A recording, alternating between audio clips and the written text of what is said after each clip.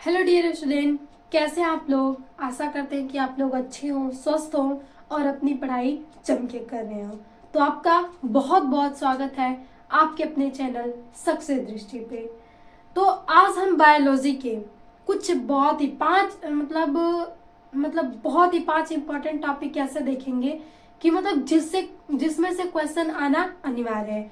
अगर आपने बायोलॉजी के इंपॉर्टेंट टॉपिक का सेशंस को मिस किया है तो प्लीज चैनल पे विजिट कीजिए, आपको चैनल पे मिल जाएंगे। कि बायोलॉजी में देखिए, बायोलॉजी में फिक्स होता है कि कहाँ से क्वेश्चन बनते हैं और हर ईयर उसी टॉपिक के क्वेश्चन बनते हैं। मतलब उसी टॉपिक से देखिए, एक टॉपिक होगा तो उसके कई सारे उसमें आ जाते हैं ना कि पार्ट आ जाते हैं। तो अगर एक टॉपिक अगर आप तैयार कर रहे हैं, उनके पार्ट को तैयार कर ले रहे हैं तो जरूर उसी से क्वेश्चन आपको देखने के लिए मिल जाएंगे। और कुछ चैप्टर तो ऐसे इसमें फिक्स है कि उसमें से जो विस्तृत उत्तरी क्वेश्चन आएंगे वो उससे आएंगे, अति लघु उससे आएंगे, एमसीक्यू उस वाले चैप्टर से आएंगे और जो लघु उत्तरी होता है वो उस चैप्टर से आएंगे। सब कुछ इसमें फिक्स तरीके से है और टॉपिक भी कुछ फिक्स है कि उसी से आपको क्वेश्चन मिलते हैं देखने के लिए। तो आज हम फर्स्ट लेसन से देखना शुरू करेंगे और पूरे एंड तक आपने उस सेशंस को देख लीजिएगा, क्योंकि अगर हमें अपना गोल पता होगा तो मंजिल तक हमें रास्ता तय करने में आसानी हो जाएगी। क्योंकि हमें जब कुछ पता ही नहीं होगा तो हम रैंडमली कैसे पढ़ें, किधर जाए कुछ मालूम नहीं चलेगा। तो इसीलिए आप उस सेशंस को देख लीजिए और उनको समझ लीजिए। और बायोलॉजी में देखिए बहुत ही, अगर आप थोड़ा बहुत भी मेहनत करेंगे ना इस पे तो एक अच्छा नंबर ला सकते हैं यहाँ से, क्योंकि इसमें वर्ड में ही उसकी डिफरेंस मिल जाती है। जैसे कि आप देख ही रहे हैं कि यहाँ पे लिखा है असंगत जनन, एपोमिक्सिस, और ये बहुत बार पूछा गया क्वेश्चन है। अगर हम बात करें तो हर सेट में हर ईयर किसी न किसी सेट में आपको मिल ही जाएगा। तो आपको असंगत जनन, अनिषेक फलन और बहुवर्णता ये लघु उत्तरी में भी दे सकता है। 3-3 नंबर के आपके मिल सकते हैं, क्योंकि देखिए इसका डिफिनेशन भी लिखना होगा, इसका उदाहरण भी लिखना होगा और थोड़े बहुत इसके महत्व क्या है, फिर जैसे इनकी खोज किसने की थी, तो थोड़ा ये बड़ा हो जाता है लिखेंगे तो ये लघु उत्तरी में आ जाता है। यानी आपके 3-3 नंबर इसे मिल जाएंगे और इसमें से कोई ना कोई आपको जरूर 100% श्योर है कि आपको एग्जाम में मिल ही जाए। अब देखिए, सबसे पहले हम देखेंगे कि असंगत जनन क्या हो रहा है। सबसे पहले आपका काम होगा कि डिफिनेशन को नोट रखना, सबसे पहले वर्ड को तोड़ना। असंगत जनन, संगत यानी क्या होता है कि दो लोग एक साथ मिले तो उन्हें संगत कहते हैं। और यहाँ पे जनन की प्रक्रिया हो रही है, तो भाई जनन, अगर हम यहाँ से बात करें कि युग्मक जब मिलते हैं तभी वहां से इसमें युग्मक की बात करेंगे, दो लोगों की नहीं। तो जब युग्मक मिलेंगे तो उसे तो हम संगत जनन करेंगे, क्योंकि युग्मक मिलते ही तभी किसी संतति का निर्माण होता है।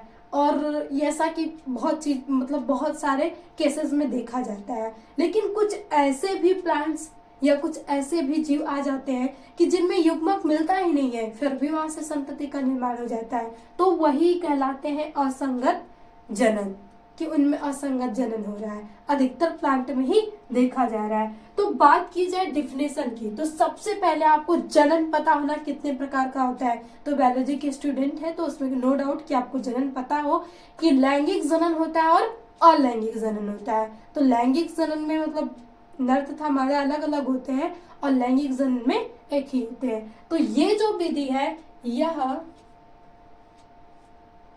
जनन की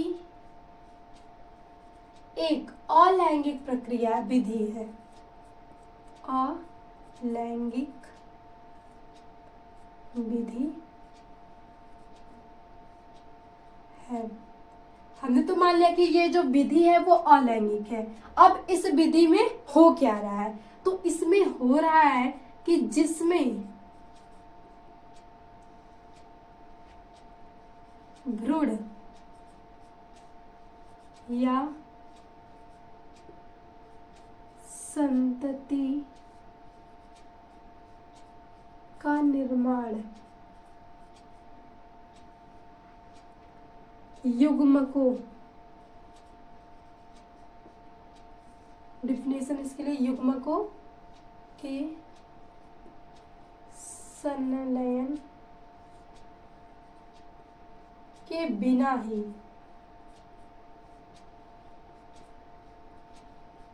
हो जाता है, वही क्या कहलाता है? असंगत जनन कहलाता है। बस असंगत युग्मक को याद रखिए कि इसमें दो युग्मक मिलेंगे नहीं, और उनके मिलने से अब हम वैसे तो सिंपल पढ़ते आते हैं कि जब युग्मक मिलेंगे तभी भ्रूण का निर्माण होगा, संतति का निर्माण होगा। लेकिन कुछ अपवाद, जैसे केमिस्ट्री में नो रूल विदाउट एक्सेप्शन है, वैसे बायोलॉजी में अगर हम जीवों का अध्ययन करने जाते हैं तो कुछ लक्षण उनके समान मिलेंगे और कुछ लक्षण उनके भिन्न मिलेंगे। कुछ कोई ऐसा जीव मिल जाता है कि जिसमें एकदम जो हम पढ़ रहे हैं रूल्स की, इस रूल से चलना चाहिए, उस रूल को ही फॉलो नहीं करता है। तो कुछ जीव जो पढ़ रहे हैं सारे डिफिनेशन उन्हीं लोगों के लिए है। मतलब इसमें ऐसे आएंगे कि जिसमें भ्रूण का जो संतति का निर्माण हो रहा है बिना युग्मक संलयन के हो जा रहा है, उनमें जरूरत ही नहीं कि युग्मकों का संलयन हो, वो बस ऐसे ही भ्रूण का निर्माण कर जाते हैं और यही कहलाता है। तो इसमें जो अगर हम इसकी विशेषता देखें तो इन जो पौधों की विशेषता क्या होगी? तो भाई अगर इसमें मिल नहीं रहे हैं, दो युग्मक नहीं मिल रहे हैं, संलयन नहीं हो रहा है, तो इनके जो भी गुण होंगे ना वो बहुत अनिश्चित समय तक वो सुरक्षित रहेंगे। इन पौधों के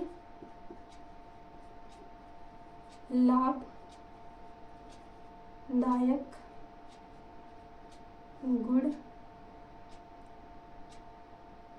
गुणों को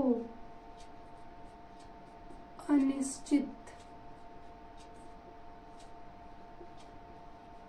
समय तक सुरक्षित रखा जा सकता है, सुरक्षित रखा जा सकता है। देखिए जैसे जेनेटिक इंजीनियरिंग आई और जनसंख्या वृद्धि हुई तो साइंटिस्ट कहे भाई अब तो इन्हें बैलेंस करना पड़ेगा। अब जो पौधे मतलब पहले मतलब कुछ मात्रा में ही फल उत्पन्न कर रहे थे, फूड जो भी अपना उत्पादन कर रहे थे, उनकी उत्पादकता को बढ़ाना है। तो अगर आप ऐसे देखेंगे तो कुछ प्लांट, अगर एक हम फील्ड की बात कर ले तो अगर हम किसी खेत को बो रहे हैं तो उसमें फसल तैयार हो रही है, तो बाहर वातावरण के प्रति तो बहुत सारी चीजें वो अनुक्रिया हो सकती हैं कि कभी किसी का अटैक हो जाए, टिड्डियों का, सब चीज का अटैक हो जाए, लेकिन कुछ फसल तो उसमें ऐसी होंगी कि जो तैयार हो जाएंगी, जो अच्छी उत्पादकता देंगी और उत्पादकता होगी, और कुछ फसल नष्ट हो जाएंगी बाहरी आपदाओं के कारण। तो जो मतलब बची हुई है उसके अंतर्गत एक इम्यूनिटी है कि जो सब चीजों को झेल के भी अपने को प्रदर्शित मतलब अपने को बचाए रखी है। तो उसमें ऐसा गुण है कि उस गुण को अगर हम अदर चीजों में डाल दे तो उनके पास वो भी गुण आ जाएगा। तो यही मिक्स करते हैं लोग और यही मिक्सिंग बहुत ज्यादा हेल्प की गई कि उत्पादकता को हम बढ़ा सके एक जीन से बाकी सभी बीजों के जीन में डाल दिए उस जीन को, ताकि सभी चीजें सुरक्षित रह सकी। और इससे हमारा जो खादों का छिड़काव ये सब भी कम हो चुका कि अगर हम जीन में ही उनके प्रति ऐसा कैरेक्टर ही डाल देंगे कि भाई वो खुद ही लड़के अपना सुरक्षा कर लेंगी, तो हमें बाहर से कोई चीजें डालनी नहीं पड़ेंगी। तो वैसे ही एपोमिक्सिस भी कहलाता है कि इसमें जो होता है, एपो का मतलब वही होता है झूठा, इसमें एपोमिक्सिस ही नहीं हो रही है। तो जब इनमें मिक्सचर ही नहीं हो रहा है तो जो गुण है वो हमेशा सुरक्षित रहेगा। यही कारण है कि भाई अगर देखिए, अगर ये एक चीज है और ये चीज है, इसके गुण मतलब डिफरेंट है और इसके भी गुण डिफरेंस है, तो जब ये दोनों मिलेंगे तो एक अलग ही गुण बनाएंगे। लेकिन जब ऐसी कंडीशन है कि ये दोनों मिल नहीं रहे, बस इसी से भ्रूण का निर्माण हो जा रहा है, तो ये गुण इसमें ट्रांसफर होंगे, आगे गुण यही गुण आगे ट्रांसफर होंगे, यानी जो इनके गुण है वो सुरक्षित बने रहेंगे अनिश्चित समय के लिए। तो यही कहा जा रहा है असंगत जनन में। अब बात आती है कि भाई इसके उदाहरण बताइए, तो हम प्लांट में इसके उदाहरण देखें तो फैमिली रोजेसी फैमिली के पौधे आते हैं, और एक होता है डेंडेलियन घास ये उदाहरण है, आप लिख सकते हैं। एस्टरेसी फैमिली भी होती है, एस्टरेसी फैमिली, क्योंकि हमने प्लांट्स को फैमिली में बांटा गया है। जैसे आलूलो को सोलेनेसी में रख दिया गया है, वैसे रोजनेसी फैमिली में प्लांटों को रख दिया गया है। इसी तरीके से हमने सभी चीजों को बांटते चले आए हैं फैमिली में। अब हम देखेंगे कि यहाँ से अनिषेक फलन क्या है। तो सबसे पहले हम इस पे आएंगे, इसके वर्ड पे, अनिषेक फलन, यानी निषेक का मतलब निषेचन, और अ लग गया तो निषेचन नहीं होगा। और फलन मतलब, फलन का वर्ड होता है कि फल का निर्माण होना, फलन, फल और न लग जाए तो उसका मतलब निर्माण। तो आप यहाँ से याद रख सकते हैं कि अ का मतलब नहीं, और निषेचन, अ का मतलब यहाँ से आप नहीं, और जो निषेचन, निषे का लिखा मतलब यहाँ से निषेचन, और फ से फल और एन से निर्माण। तो भाई आपको मिल गया आंसर, बिना निषेचन के ही निर्माण, यानी निषेचन नहीं हो रहा है, फल बन जा रहा है, तो वही कहला रहा है, वही कहलाता अनिषेक फलन। ये ऊपर का है, नहीं तो आप लोग ऊपर समझ लेंगे। अब इसकी डिफिनेशन लिख लेते हैं कि परिपक्व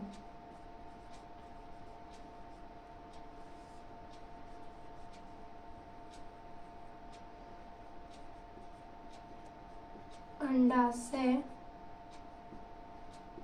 से बिना निषेचन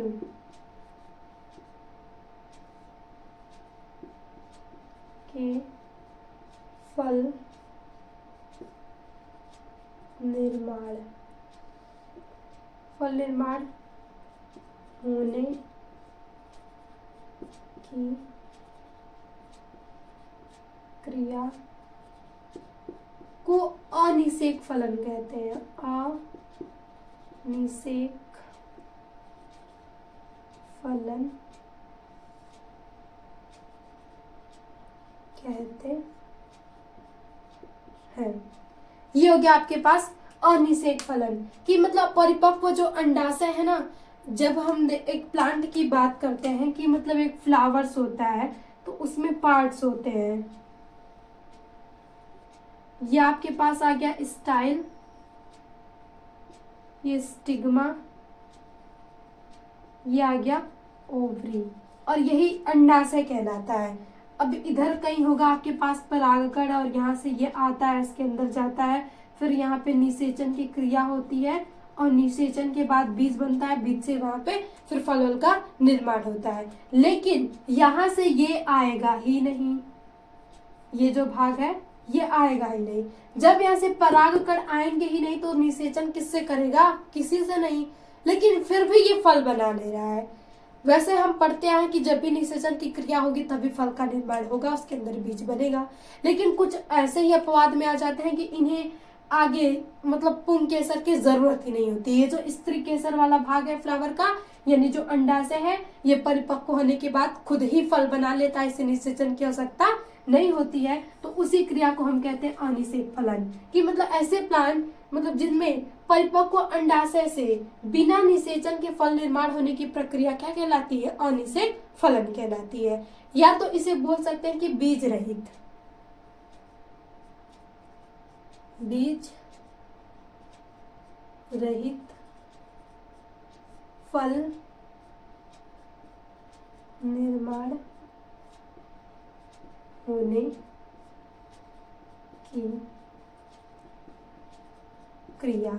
यानी अनिषेक फलन में जब भी फल निर्माण होगा तो उसे हम बोलेंगे कि बीज रहित फल निर्माण होने की क्रिया भी है। इससे जो फल बनेंगे उसमें बीज नहीं होगा। तो उदाहरण में आप यहां से लिख सकते हैं, आप केला, अनानास और कुछ अंगूर भी आते हैं बिना बीज वाले अंगूर। ये हो गया। अब इसका यूज भी, महत्व भी है इसका। अब इसके प्रकार देख लेना, तो ये दो प्रकार से किया जा रहा है इस समय, प्राकृतिक और नेचुरल। मतलब ये कि प्राकृतिक अनिषेक फलन, अनिषेक फलन। और जो दूसरा आपके पास आ जाएगा वो है कृत्रिम, कृत्रिम अनिषेक फलन। तो जो प्राकृतिक है, यानी ये जो हमने क्रिया पढ़ी है कि जिसमें परिपक्व अंडाशय बिना निषेचन के ही फल निर्माण करता है, तो वो कहलाएगा अनिषेक फलन। और उसके उदाहरण में आ जाएंगे ये सभी केला जो बन रहा है सही से। अब बात आती है कृत्रिम अनिषेक फलन। तो देखिए, जैसे हम अंगूर खाते हैं तो हम सोचते हैं कि काश उसमें बीज ना हो। अब केला में भी बीज होता तो हमें अच्छा नहीं लगता। बहुत सारी सेब भी हम काटते हैं तो चाहते हैं ना कि शायद बीज ना होता तो खाने में अच्छा लगता। बहुत सारी चीजें हैं कि हमें बीज पसंद नहीं होती है। अब साइंटिस्ट कहे कि लोगों की मांग पूरा करना बनता है, अब हम कुछ ऐसा करेंगे कि इसमें बीज ना बने और अधिक फल गुद्दे का निर्माण हो सके और इसमें अच्छी गुणवत्ता आ सके, ताकि जो भी कैंडिडेट्स हैं उनको, मतलब जो चाह रहे इंसान, उनकी ख्वाहिशें पूरी हो सके। तो वही होता है अनिषेक फलन। इसमें हम क्या करते हैं, वृद्धि हार्मोन्स, हार्मोन का छिड़काव। जब भी हम इसका वृद्धि हार्मोन्स का छिड़काव करते हैं तो इसमें बीज नहीं बनता है। और जैसे हम अंगूर हो गया, अंगूर हो गया, टमाटर हो गया। अभी टमाटर में तो बहुत कम, लेकिन अंगूर में हम देखते हैं ना बहुत सारे अंगूर आते हैं कि जिसमें बीज नहीं होती है। टमाटर में भी हम चाह रहे हैं कि बीज ना हो, तो वो हम वृद्धि हार्मोन्स का छिड़काव करते रहेंगे, जिसके कारण उसमें बीज रहित फल का निर्माण होगा और वही कहलाता है कृत्रिम अनिषेक फलन। तो यही इसके महत्व में भी आ जाता है कि जब हमें बीज रहित फल तैयार करने होते हैं तो हम अनिषेक फलन की क्रिया करवाते हैं, जिसके कारण हम फलों की गुणवत्ता को बढ़ा सकते हैं। यही सभी किसके उदाहरण हो जाएंगे, अनिषेक फलन के। ये सारी चीजें जो बायोलॉजी में चेंज की जाती है ना, वो हम ही हैं जो अपनी ख्वाहिशों को बढ़ाते हैं और इन्हीं ख्वाहिशों को जो साइंटिस्ट रहते हैं वो लोग पूरा कर देते हैं। जैसे जनसंख्या बढ़ाई, जनसंख्या बढ़ाना घटाना वो सबकी पब्लिक की ही बात है ना, ये चाहे तो कम कर सकती है चाहे तो बढ़ा सकती है। अब जनसंख्या बढ़ती गई, अब ये लोग तो सोचेंगे नहीं कि भाई भूखमरी या काले सारी चीजें पड़ने वाली है, बस जनसंख्या बढ़ रही है, फैमिली बढ़ते चले जाए। सोचना तो फिर साइंटिस्टों को पड़ा ना कि अब ये जनसंख्या बढ़ रही है तो भोजन की कमी होगी, तो हम कुछ ऐसा करें कि भोजन की कमी ना हो। तो सोचिए, साइंटिस्टों को हम लोग जब पढ़ते हैं तो बहुत भला बुरा कहते हैं कि ये लोग आके इतना सारा करते हैं, हमको पढ़ना पड़ रहा है। अगर वो लोग नहीं आए होते तो फिर हमें जो अच्छी अच्छी चीजें मिल रही है वो खाने पीने के लिए भी नहीं मिलती। तो वो लोग कुछ गलत नहीं करते हैं, अच्छे ही करते हैं। अब बात आती है बहुवुर्णता। इसमें भी आपको वर्ड में ही डिफिनेशन मिल जाएगी कि बहुवुर्णता क्या है। बहुवुर्णता, बहु, जब भी किसी के आगे बहु मतलब लग गया कि मतलब बहुत सारे, वहां पे बहुत, और वुर्ण का मतलब वृण का निर्माण होगा। तो इसमें हम लिख सकते हैं कि ऐसे बीजांड या बीज जिसमें एक से अधिक भ्रूण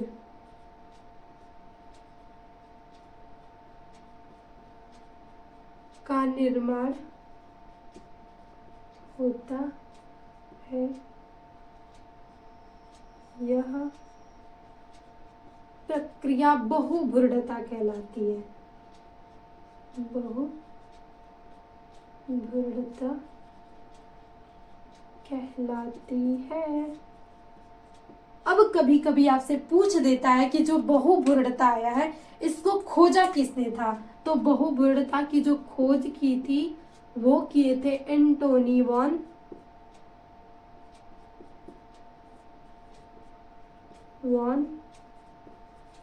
लीवेनहॉक।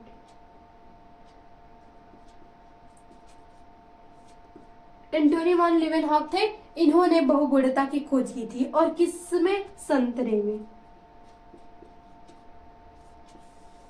अपना ये इस पे संतरे पे देखा था कि उन्होंने मतलब एक ही मतलब बीजांड है और एक ही बीज में जिसमें एक से अधिक भ्रूण का निर्माण हो रहा था, तो उसे हम उस प्रोसेस को क्या कहे, बहुभ्रूणता कहे। और इसकी खोज लिवेनमॉन एंटोनी वन लिवेनहॉक ने की थी और उन्हें संतरा में सबसे पहले अपना एक्सपेरिमेंट किया था, उसी में इन्होंने खोजा था। तो ये थी छोटी सी डिफिनेशन। आपसे पूछ दिया जाए कि एम्ब्रियोनिक क्या होता है, तो आप लिख सकते हैं कि ऐसे बीजांड या बीज जिसमें एक से अधिक भ्रूण का निर्माण होता है, उस प्रक्रिया को हम क्या कहते हैं, बहुभ्रूणता कहते हैं। एमसीक्यू में पूछ देगा कि बहुभ्रूणता मतलब किसने खोजा था, तो हम कह सकते हैं कि उसको एंटोनी वन लिवेनहॉक ने। किस पे प्रयोग किया था, तो वो संतरे के फल पे प्रयोग किया था। तो ये थे कुछ इम्पोर्टेंट। और भी हम यहाँ से देखते हैं कि और कितने इम्पोर्टेंट कुछ है। जैसे कभी कभी आपसे पूछ देगा कि आभासी फल किसे कहते हैं, तो वहां से देखिए हम आभासी फल भी देखते हैं कि कब हम इसे सत्य फल कहेंगे किसको, और किसको कहेंगे हम आभासी फल। तो इतना आप स्क्रीनशॉट ले लीजिए, क्योंकि ये डिफिनेशंस बहुत ही महत्वपूर्ण है। अगर आप इन डिफिनेशंस को याद रखते हैं तो आपके 3-3 नंबर क्लियर होते चले जाएंगे। तो आपको इन सेशन को मिस नहीं करना है।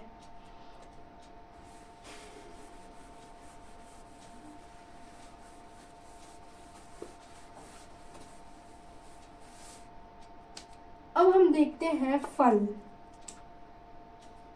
बात करें हम फल की, तो इसे हम बांट दें सत्य फल और आभासी फल।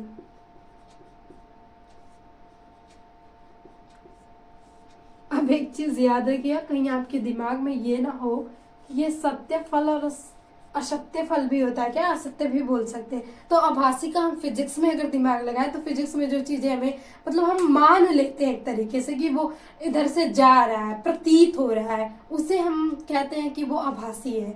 मतलब आभासी इसको परिभाषित ऐसे कुछ मान सकते हैं ना कि वो अच्छे से दिखाई भी ना दे। तो आभासी थे तो भाई फल कैसे है, हम उसे खाएंगे कैसे। तो यहाँ पे थोड़ा सा लॉजिक क्लियर है, मतलब अलग है कि हम आभासी कैसे कहेंगे और सत्य किसे कहेंगे। तो देखिए जिस फल का निर्माण, इसमें जो फल का निर्माण होगा अंडाशय से होगा,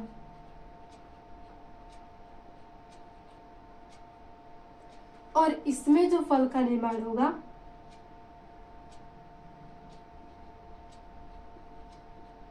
अंडाशय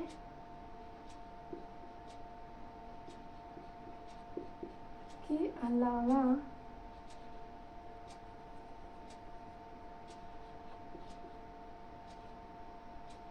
पुष्पासन से फल का निर्माण। देखिए अब हम ये नहीं कह सकते कि निषेचन के बाद अंडाशय से ही जो फल का निर्माण होता है उसे हम सत्य फल कहेंगे, क्योंकि अभी अभी हम देख के आ रहे हैं असंगत जनन और अनिषेक फलन, कि वहां पे निषेचन भी नहीं हो रहा है तब भी फल का निर्माण हो रहा है, तो वो कहलाएंगे सत्य फल ही। लेकिन जब बात आ जाए आभासी फल की, तो इसमें जो अंडाशय है ना वो नहीं फल में परिवर्तित होगा।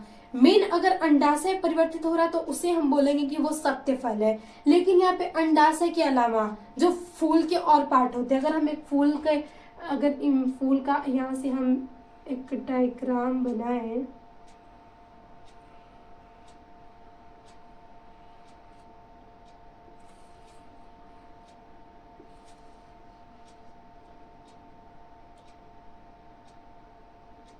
इधर से हम बना ले तो इस तरीके से दलपुंज जलपुंज अपना होंगी। तो ये एक फूल का भाग हो गया, तो इसे हम बोलते हैं अंडाशय। अंडाशय और ये वाला जो भाग है यही पुष्पासन है, पुष्पाशन है। यानी ये जो पुष्प जो होता है ना जिसपे टिका हुआ होता है उसी को हम बोलते हैं पुष्पासन। आसन का मतलब क्या होता है, बैठने वाली जगह, भाई आसन लगाओ। तो यहाँ पे कौन किसके बैठना है, फूल को, तो पुष्पासन वही भाग के लगना है जिसपे फूल टिका हुआ हो, तो उसको हम पुष्पासन कहते हैं। तो कुछ ऐसे फल होते हैं, बाकी फलों में जब ये अंडाशय फल में परिवर्तित होता है तो उसे हम सत्य फल कहते हैं। लेकिन कुछ फल ऐसे होते हैं कि जिसमें ये ना फल बदल के ये वाला जो पार्ट होता है ये किसका निर्माण करता है, फल का, वही कहलाता है आभासी फल। और इसके जो उदाहरण है आपको बहुत ही पसंद भाई सेब फल तो पसंद न, लेकिन इसकी कंपनी जो है, उसके फोन्स, उसके लैपटॉप, वो तो बहुत चीजें पसंद, वो तो सबकी पसंद होती है कि काश हम एप्पल का फोन ले ले, एप्पल का लैपटॉप ले ले। भले ही सेब ना खाने में पसंद हो, लेकिन ये तो होता है। चेरी हो गया, स्ट्रॉबेरी,